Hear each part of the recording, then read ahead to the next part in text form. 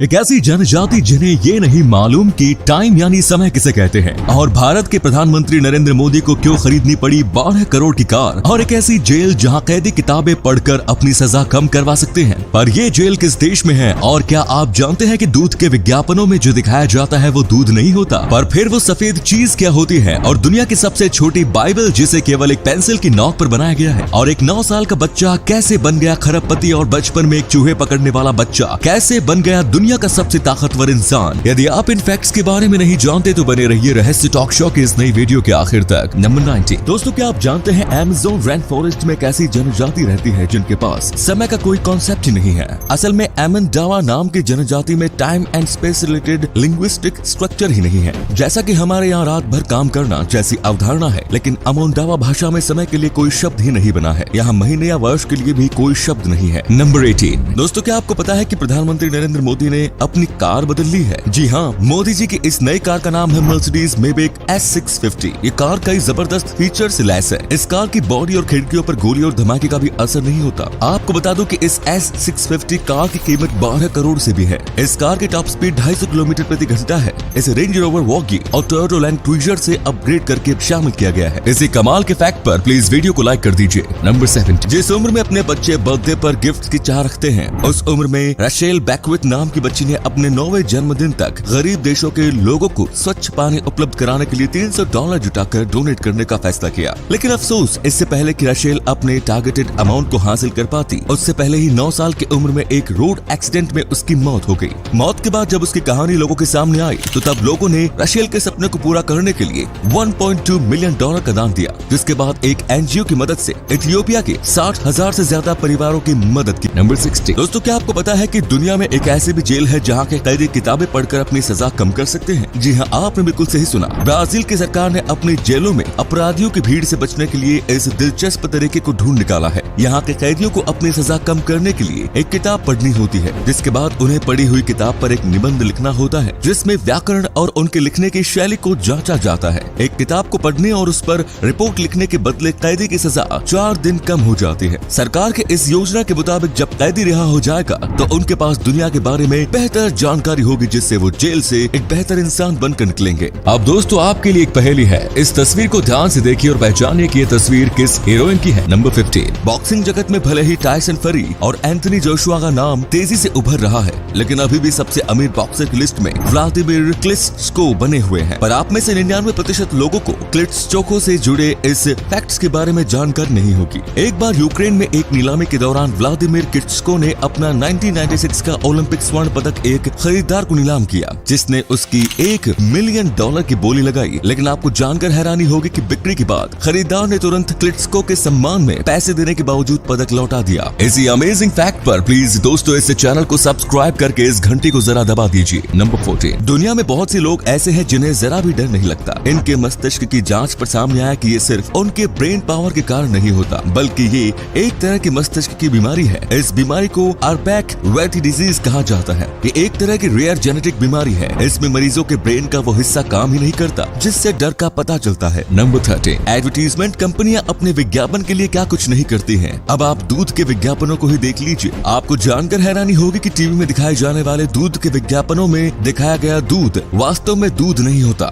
जी हाँ, बल्कि वो दूध के स्थान पर व्हाइट पेंट और थिनर का मिक्सचर होता है। तो दोस्तों, चौंक गए ना आप भी? तो अब आगे से ऐसे किसी विज्ञापन पर आंख बंद करके भरोसा मत कीजिए। नंबर 12। दोस्तों, क्या हो अगर आपकी शादी में ब्रिटेन की महारानी आ जाए तो उस समय कैसा लगेगा? दरअसल साल 2012 में एक जोड़े ने महारानी एलिजाबेथ को अपनी शादी में एक मजाक के रूप में इनविटेशन कार्ड भेजा, और आपको जानकर हैरानी होगी कि ब्रिटेन की महारानी मजाक में भेजे गए इस इनविटेशन कार्ड को एक्सेप्ट करते हुए उन दोनों की शादी में शरीक होने पहुंच गई। नंबर 11। दोस्तों, क्या आप जानते हैं कि यदि आप अपने गोल्स को दूसरों को बता देते हैं तो आपके सफल होने की संभावना कम हो जाती है? एक रिसर्च में साबित हो चुका है कि अपने गोल्स को दूसरों के साथ शेयर करने से लोगों का मोटिवेशन कम हो जाता है, जिससे उनके सफल होने के चांसेस कम हो जाते हैं। इसलिए आप ऐसा मत कीजिएगा। नंबर 10। दोस्तों, आपने लोगों के मुंह से ये तो सुना ही होगा कि महिलाओं को पुरुषों के बाईं ओर चलना चाहिए। लेकिन क्या आपने कभी सोचा है कि आखिर इनके पीछे का सच क्या है? एक्चुअली जब महिलाएं पुरुषों के बाईं ओर चलती है तो अचानक हमला या कोई दुर्घटना होने की स्थिति में पुरुष अपने सीधे हाथ का इस्तेमाल करते हुए साथ वाली महिला को बचा सकते हैं। इसलिए महिलाओं को पुरुषों के बाईं ओर चलने का ये ट्रेडिशन चला रहा है। नंबर 9। दोस्तों, क्या आपको पता है कि दुनिया की सबसे छोटी बाइबल इतनी छोटी है कि ये एक कलम की नोक पर फिट हो सकती है? जी हाँ, वैज्ञानिकों ने ओल्ड टेस्टामेंट बाइबल के 1.2 मिलियन वर्ड्स को सिलिकॉन डिस्क पर उकेरकर दुनिया की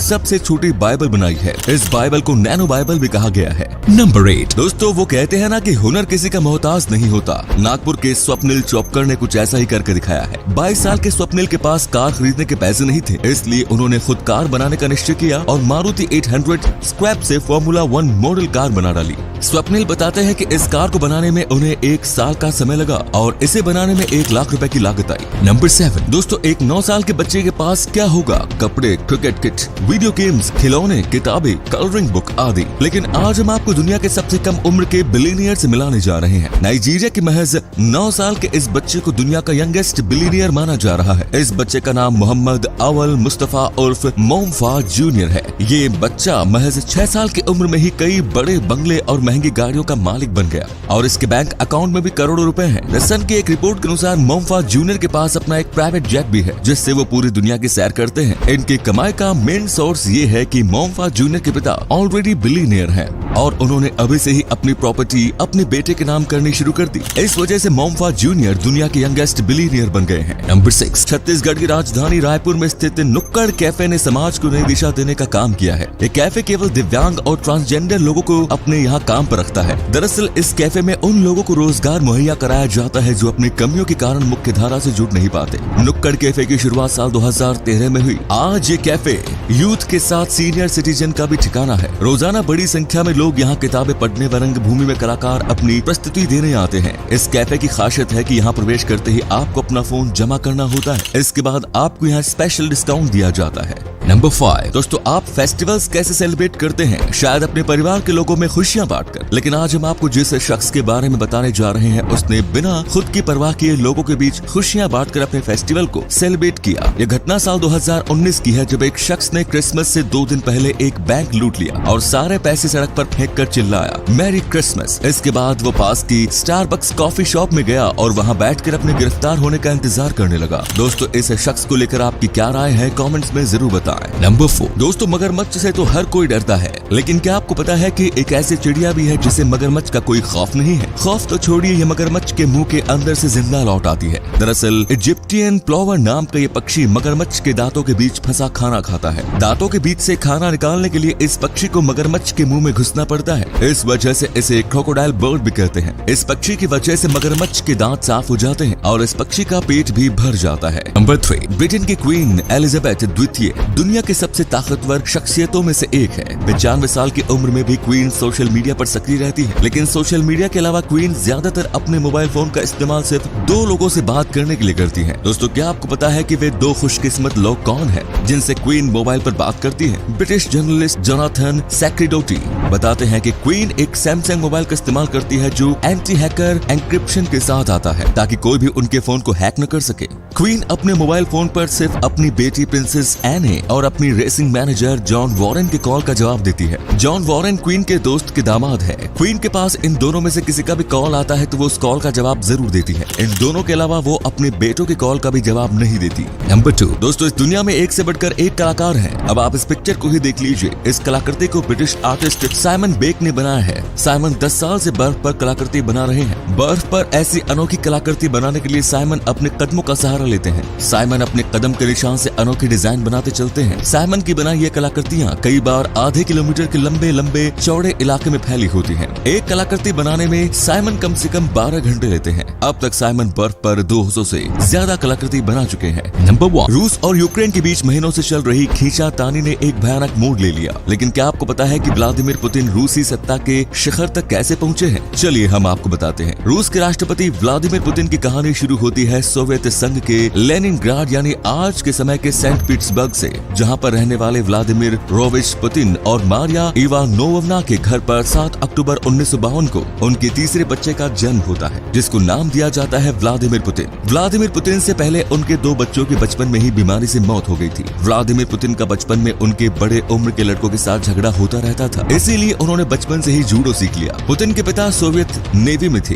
तो माँ एक फैक्ट्री में काम करती थी। सितंबर 1960 से उन्होंने अपने घर के पास के स्कूल से पढ़ाई की। सेंट पीटर्सबर्ग स्टेट यूनिवर्सिटी से उन्होंने कानून की पढ़ाई की। लॉ में ग्रेजुएट पुतिन ने 1975 में सोवियत संघ की खुफिया एजेंसी KGB को ज्वाइन किया और रूस के जासूस बन गए। 1980 के दशक में उन्हें जर्मनी में तैनात किया गया। 16 सालों तक पुतिन ने बतौर जासूस काम किया, फिर इस्तीफा देकर राजनीति में आ गए। 1991 के आखिर में जब सोवियत संघ टूटा तो 25 दिसंबर 1991 को सोवियत संघ के राष्ट्रपति मिखाइल गोर्बाचेव ने अपने पद से इस्तीफा दे दिया। तब रूस के नए राष्ट्रपति बोरिस येल्त्सिन को सत्ता मिली। औपचारिक रूप से सोवियत संघ को खत्म करने और रूस के राष्ट्रपति भवन पर रूसी झंडा फहराने के दौरान बोरिस और पुतिन के बीच नजदीकियां बढ़ गई। धीरे धीरे दोनों के बीच अच्छा बॉन्ड बनता गया। वर्ष 1999 में येल्त्सिन ने पुतिन को प्रधानमंत्री बना दिया। 31 दिसंबर 1999 को येल्त्सिन ने राष्ट्रपति पद से इस्तीफा दे दिया। तब पुतिन ने बतौर कार्यवाहक राष्ट्रपति सत्ता संभाला। 26 मार्च 2000 को पुतिन ने पहली बार राष्ट्रपति का चुनाव जीता, यानी तमाम मुश्किलों को पार करते हुए एक आम लड़का अब देश का राष्ट्रपति बन गया था। मार्च 2004 में पुतिन दूसरी बार राष्ट्रपति चुने गए। उन्होंने 70% वोटों से जीत हासिल की थी। इस तरह उन्होंने अभी तक अपने राष्ट्रपति बने रहने का सफर जारी रखा हुआ है।